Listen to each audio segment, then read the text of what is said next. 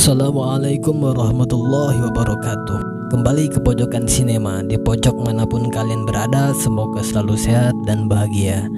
Pada kesempatan kali ini saya akan membawakan alur dari sebuah film yang berjudul White House Down yang diperankan oleh Babang Ganteng Channing Tatum. Tanpa berlama-lama, siapkan posisi mojoknya, pendengarannya, dan kita mulai alur filmnya. Oke, standby, kamera roll and action.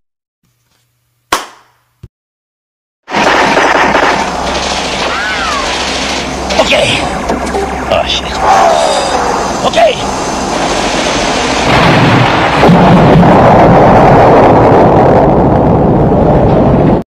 Film dimulai dari dalam pesawat. Seorang presiden bernama James Swire dengan ditemani Carol, wakil dari agen khusus, dan seorang lelaki bernama Ted. Di tempat lain terlihat dua orang lelaki yang sedang menunggu seseorang. Dia adalah John Kell dan salah satu temannya. Mereka sedang menunggu jubir presiden yang bernama Ellie untuk mengawalnya ke Gedung Putih. Di lain tempat terlihat seorang pria paruh-baya sedang merapikan bajunya dan menyiapkan senjatanya. Dia adalah Martin Walker, seorang kepala dari pasukan pengaman presiden. Kemudian ia meletakkan lambang bendera di depan foto anaknya. Setelah itu ia berpamitan kepada istrinya. Sesampai di Gedung Putih, John pun menemui Jenna, seorang wanita yang bekerja sebagai sekretaris dari wakil presiden. John meminta Jenna agar anaknya bisa masuk ke Gedung Putih. Jenna pun mengiyakannya. John pun pulang ke rumah untuk menjemput anaknya yang bernama Emily Kell. Anaknya nampak marah karena John tidak menghadiri acara pertunjukan bakatnya. Saat di perjalanan, John pun memberikan tiket masuk ke Gedung Putih kepada Emily. Emily pun nampak senang dengan itu. John juga bilang kepada Emily bahwa sesampai Gedung Putih ia akan melakukan wawancara dan menjadi bagian dari pengawal presiden. Setibanya di Gedung Putih, John pun menyerahkan senjatanya. Saat dia sedang berbicara dengan Emily, Carol pun datang. John pun masuki ruangan Carol untuk wawancara, namun John ditolak untuk menjadi bagian dari pengawal presiden karena reputasi buruknya di masa lalu. John pun memohon karena John ingin melindungi presiden, tapi Carol tidak memberikan kesempatan.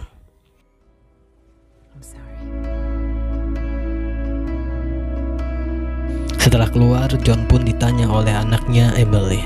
Namun John hanya bilang bahwa mereka harus mempertimbangkan hasil wawancaranya dulu. John berkata demikian karena John tidak mau melihat Emily kecewa karena ia ditolak menjadi pengawal presiden. Saat John tanda tangan untuk meminta senjatanya kembali, Emily meminta mengikuti tur Gedung Putih yang dipandu oleh seorang pria bernama Donnie. Saat rombongan tur berjalan-jalan di Gedung Putih, John melihat ke suatu ruangan bioskop. Di sana ada gerombolan laki-laki yang sepertinya tidak suka dengan kehadiran John. Tidak lama kemudian presiden pun datang. Emily nampak senang dengan kedatangan presiden. Emily pun meminta presiden untuk wawancara dengannya dan ditayangkan di kanal YouTube-nya. Emily pun bilang kepada presiden bahwa ayahnya John bagian dari pengawalnya. Presiden pun berbisik kepada John agar tidak berbohong. Saat mereka sedang melihat lukisan Gedung Putih yang terbakar, Emily pun meminta izin untuk pergi ke toilet. Adegan berpindah, seorang office boy terlihat sedang mendorong keranjang sampah. Ia meletakkannya di tengah lalu berlari keluar. Polisi pun memanggilnya. Ketika polisi mendekati keranjang itu, tiba-tiba keranjang itu meledak. Seluruh orang yang ada di sana berhamburan keluar. Salah satu petugas memasuki ruangan bioskop dan meminta orang-orang di sana untuk segera keluar.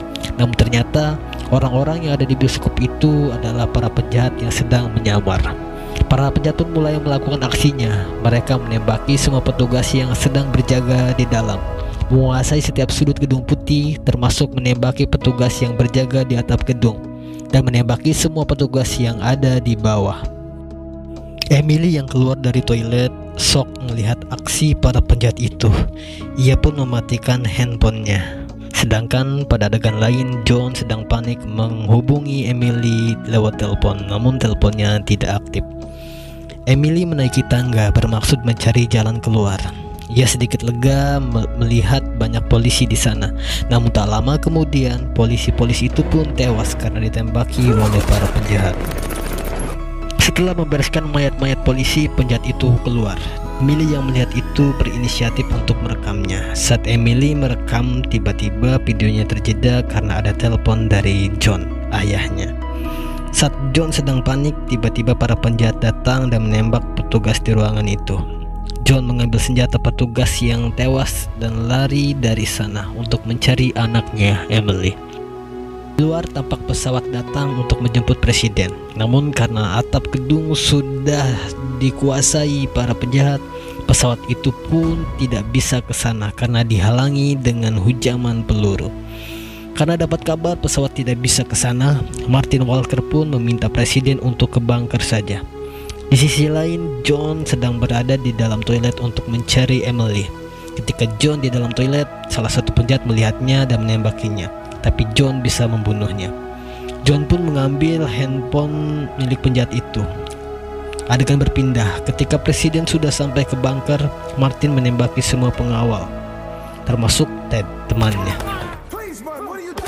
I'm sorry, Ted.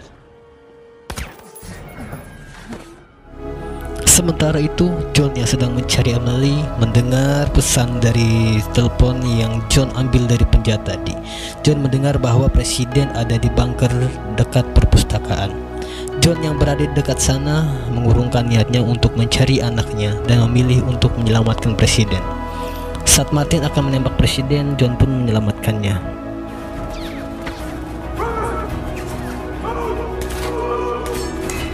Saat mereka hendak keluar, mereka pun dihadang oleh penjahat. Namun lagi, John bisa membunuh salah satu dari penjahat itu. John dan presiden pun masuk lift. Martin dan para penjahat pun mengejarnya. John dan presiden yang ternyata ada di atas lift mendengarkan percakapan Martin dan penjahat itu. John pun bertanya tentang siapa Martin dan kenapa dia melakukan itu. Presiden pun menceritakannya.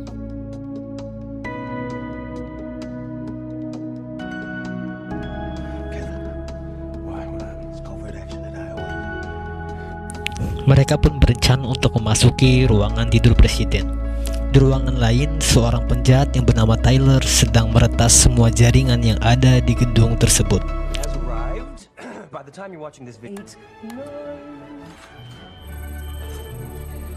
Sedangkan di lain tempat, Emily sedang merekam aktivitas penjahat-penjahat itu dan menguploadnya ke channel YouTube-nya.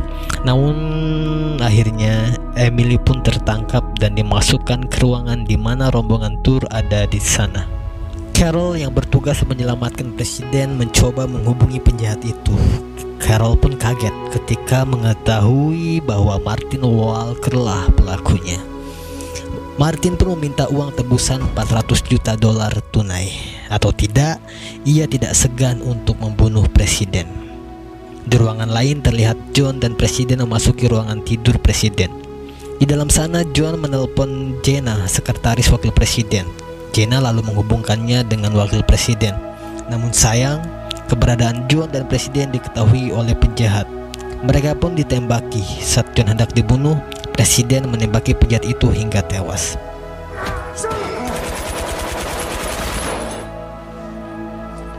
Martin dan pasukannya pun masuk mencari John dan presiden, tapi yang mereka dapatkan hanyalah pasukannya yang sudah tewas dan berita video aksinya yang sudah menyebar luas karena rekaman Emily. Emil, sang kepala penjahat pun marah dan mencari Emily. Setelah bertemu Emily, ia marah dan menamparnya. Sedangkan John dan presiden yang bersembunyi terketahui oleh Martin. Martin pun memanggil anak buahnya untuk mencarinya. Dengan dipandu oleh Carol, John dan presiden pun lari menuju terowongan. Sayangnya setelah sampai terowongan, sudah ada bom yang menempel di pintunya. Mereka berlari ke arah yang lain hingga akhirnya mereka sampai ke tempat parkir mobil kepresidenan. Mereka berdua akhirnya kabur menggunakan mobil, namun mobil mereka dikejar dan ditembaki oleh para penjahat. Presiden pun meminta jenderal untuk menghancurkan gerbang dengan tank. Namun sayang, tank itu harus hancur duluan oleh tembakan dari penjahat. Mereka berdua mencari cara untuk bisa keluar dari sana. Presiden pun teringat jika di dalam mobil itu terdapat sebuah roket. John pun memintanya untuk menembakkan roket itu ke pagar agar mereka bisa keluar. Roket pun ditembakkan dan pagar pun hancur. Namun di saat mereka hendak keluar, ternyata salah satu penjahat sedang menggunakan Emily sebagai sandera. John yang melihat anaknya sedang disandera akhirnya salah fokus dan mobilnya tertembak oleh RPG dan terpental sampai ke kolam renang. Saat mereka berdua keluar dari kolam, Martin, Emil, dan penjahat lainnya sudah menunggunya. John pun meminta presiden untuk melemparkan bom ke arah Martin sehingga mereka berdua bisa kabur. Melihat hal itu, salah satu penjahat menembakinya dengan senjata berat hingga ruangan itu meledak. Dengan meledaknya ruangan itu, mereka menganggap jika presiden telah tewas di sana. Ternyata John dan presiden berhasil kabur dari terowongan bawah tanah. Di sisi lain, Carol meminta istri Martin agar mau membujuk suaminya berhenti melakukan aksinya itu. Namun Martin tidak mau menghentikannya. Martin pun bilang bahwa ia melakukan itu semata-mata sebagai balas dendam atas kematian anaknya, Kevin. Mendengar pernyataan suaminya Martin, istrinya malah meminta Martin, suaminya, untuk melanjutkan aksinya itu. Carol lalu meminta petugas yang ada di Pentagon untuk mencari tahu kepada siapa penjahat itu bekerja. Petugas itu sempat menolak, namun karena bujuk rayu Carol, akhirnya petugas itu melakukan perintah dari Carol. Di tempat lain terlihat John sedang mengobati tubuh presiden yang terluka karena serpihan kaca. Sambil mengobati, John bercerita tentang anaknya Emily yang sangat mengagumi presiden. John pun menghubungi Carol dan mendapat kabar bahwa pasukan penyerbu akan menghancurkan gedung. John pun bilang bahwa cara itu tidak akan berhasil karena penjahat punya roket anti pesawat. Namun jenderal tidak percaya pada John dan tetap melakukan penyerangan. Apa yang dikatakan John ternyata benar. Helikopter milik pasukan hancur diserang roket penjahat. John mencoba untuk menolong pasukan itu, tapi Emil sudah lebih dulu menembaki helikopter dengan roket. John dan Emil pun terlibat pertarungan yang sengit. John pun akhirnya berhasil kabur dari Emil dan temannya. Emil menemukan surat undangan John dan anaknya Emily. Di tempat lain, Tyler berhasil meretas roket dan menembakkannya ke pesawat yang di dalamnya terdapat wakil presiden. Mendengar kabar wakil presiden telah tewas dengan meledaknya pesawat, Ellie sebagai jubir presiden pun diangkat menjadi presiden. Di gedung, John mencoba untuk menyelamatkan putrinya. Namun sayang, putrinya Emily sudah dibawa ke Martin oleh Emil. Martin pun berbicara lewat pengeras suara jika Emily, putrinya John, berada di tangannya. Martin pun mengancam jika John menginginkan anaknya hidup, John harus menyerahkan Presiden Sawyer kepadanya. Pada akhirnya, Presiden Sawyer pun menyerahkan diri kepada Martin. John pun menyusun rencana untuk menyelamatkan putrinya dan presiden sebelum gedung dihancurkan. Di ruangan Martin meminta presiden untuk mengaktifkan nuklir football, senjata nuklir yang bisa diaktifkan hanya oleh presiden.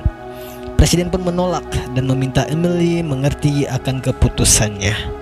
Tiba-tiba alarm pun berbunyi. Ternyata John sedang membakar ruangan presiden untuk mengecoh para penjahat. Saat John melemparkan granat ke salah satu penjahat itu malah membalikkan granat itu ke John. Saat penjahat itu hendak membunuh John, tiba-tiba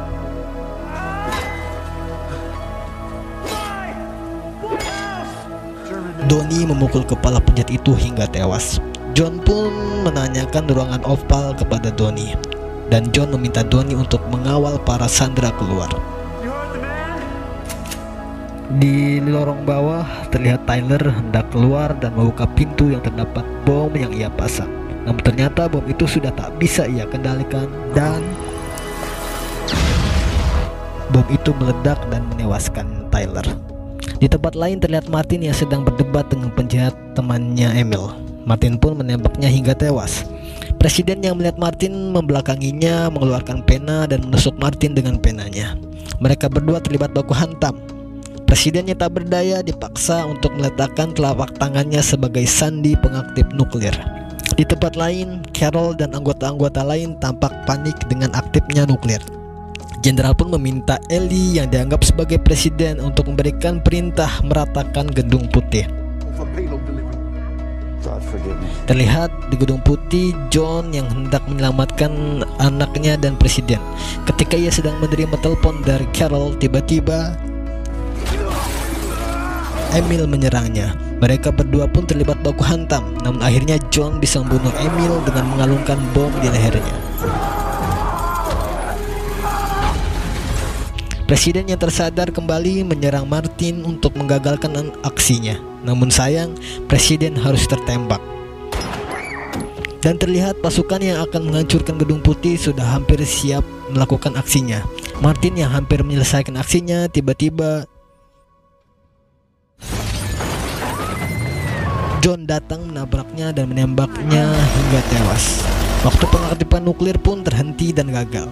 John pun meminta Emily segera keluar dan John akan mencari presiden. Saat pesawat pasukan penghancur akan meledakkan gedung, Emily berlari keluar dan mengibarkan bendera. Gedung pun batal dihancurkan. John pun terharu melihat aksi anaknya. Semua orang nampak bahagia. Saat John sedang melihat berita, tiba-tiba ternyata presiden masih hidup karena peluru itu tak menembus tubuhnya karena jam pemberian istrinya. Saat John berbicara dengan presiden, Carol pun menelpon John bahwa masalah itu belum selesai. John pun menyusun rencana kembali. Di luar, John pun memeluk Emily dengan bahagia. Tidak lama, Ellie sang presiden baru, Carol dan jenderal pun datang dengan pesawatnya. Saat ditanya oleh Ellie di mana presiden, John menjawab jika presiden sudah meninggal. John berkata seperti itu untuk memastikan bahwa Ellie ikut serta dalam pemberontakan itu. John pun membongkar kebusukan Ellie. Saat Ellie merasa ia berkuasa karena seorang presiden, tiba-tiba